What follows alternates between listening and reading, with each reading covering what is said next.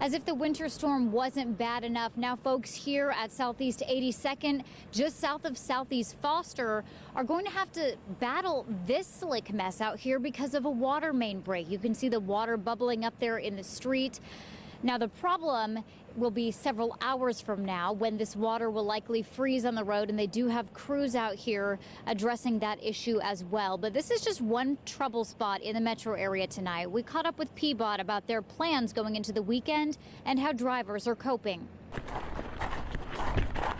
Jim Koepp has seen his fair share of metro area snowstorms. I've been here about 20 years, and this is the worst I've ever seen.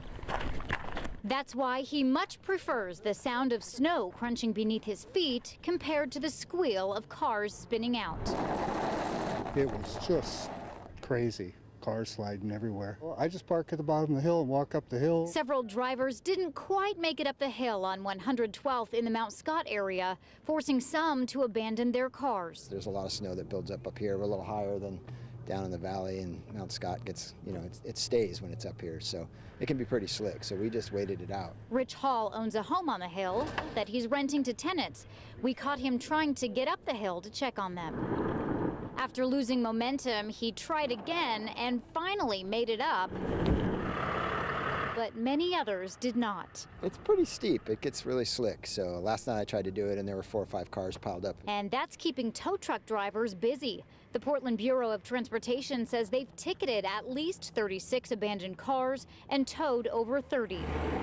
Moving into Friday and the weekend with more freezing temps on the way, PBOT says crews will stay on the clock. Going through with sand and grit, trying, like I said, to try and get down to that pavement. With slick driving conditions, many wonder why PBOT doesn't use salt. And it is highly corrosive, so both to the cars, to our equipment, and because of that corrosive quality, it's very expensive to store, and it also has environmental impacts. And so that's why the city has made the decision not to use salt. We only have these events, once or twice, like you said, once or twice a year, and so are those costs worth it? So it's really, like I said, a larger conversation that we have to have.